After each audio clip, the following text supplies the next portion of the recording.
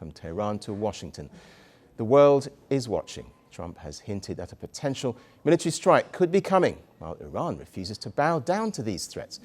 But if war does break out, how would their two militaries compare? Does Iran really stand a chance against America's military might? Iran is ranked 16th in global military power.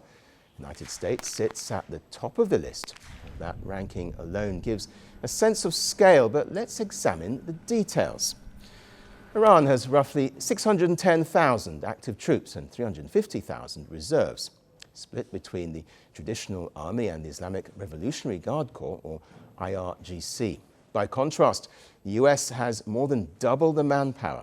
It has 1.3 million active duty troops and around 800,000 reserves.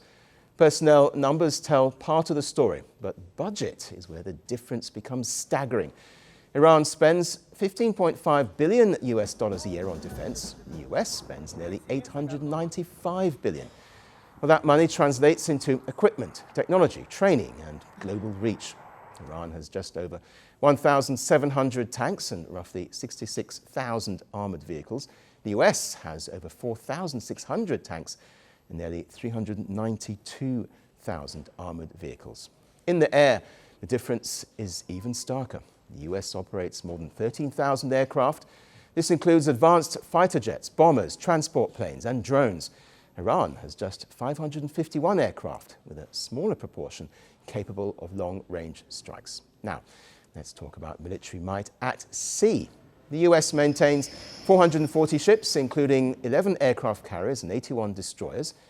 Well, meanwhile, Iran has 107 vessels, but with no carriers or destroyers. But they do have a fleet of speedboats and submarines that could threaten shipping in the Persian Gulf and the Strait of Hormuz. Well, these small but fast vessels give Tehran the ability to disrupt global energy supplies. And it can do so even without matching Washington's firepower. And Iran's leaders have made their intentions clear. The country's parliament speaker, Mohammad Bagher Khalibaf, issued a warning. I also have an advice for the delusional president of the United States. Be careful that the advice you are receiving about attacking Iran are the same as the ones who told you that Mashhad has fallen. Therefore, so that you are not miscalculating, know that in case of an attack on Iran, the occupied lands, as well as U.S. military bases in the region, will be our legitimate targets.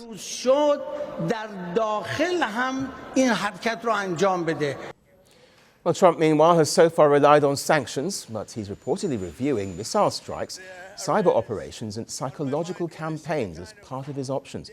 The bottom line, then, is that Iran has the ability to disrupt shipping and energy routes.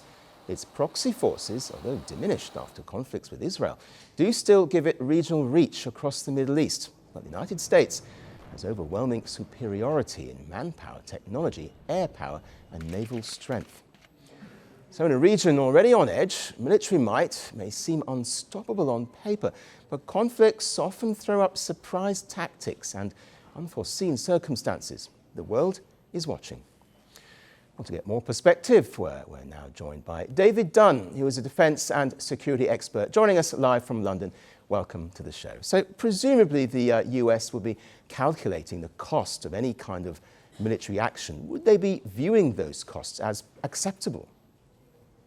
Well, this is the question. In a sense, the hard military might and the calculus that you outline is less relevant than the potential damage that Iran could do in the region, particularly with its missiles, both ballistic and cruise missiles, to US troops deployed throughout the Middle East, to Israel as the American ally, or the disruption to shipping in the Strait of Hormuz and elsewhere.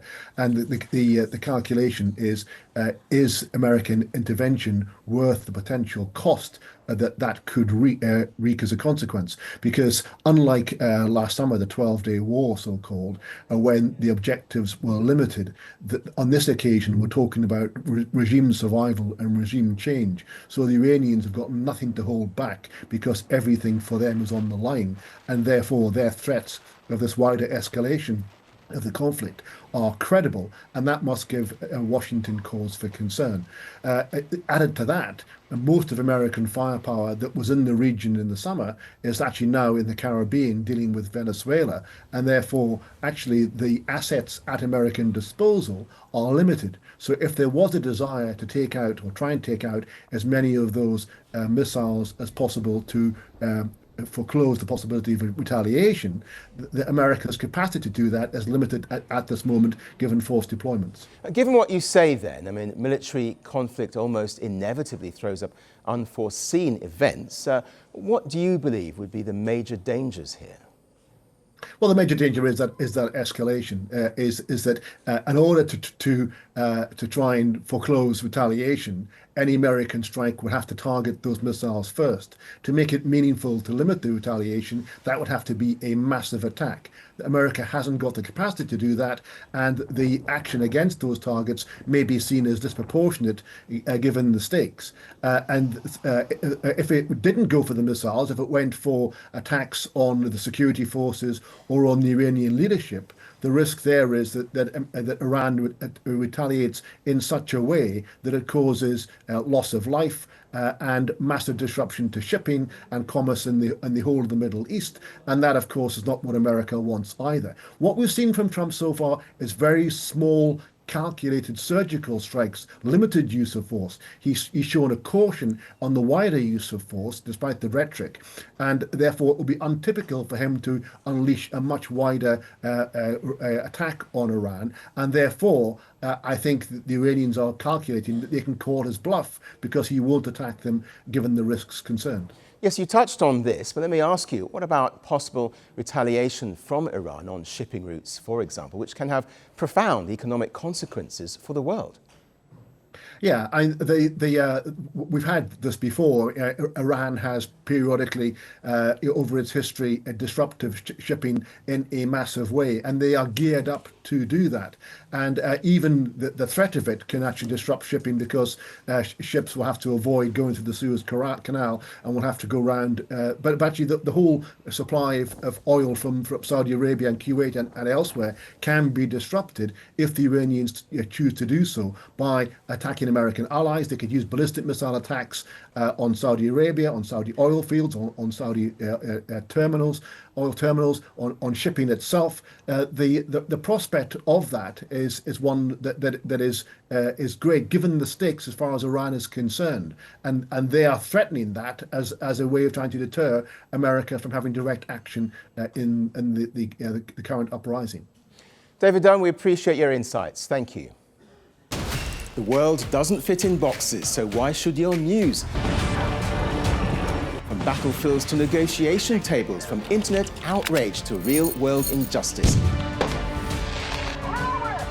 The conversations everyone is having and the ones they're avoiding. It's the same show, but this new year, Firstpost America gets a new look. I'm Cary Johnston, and this is Firstpost America.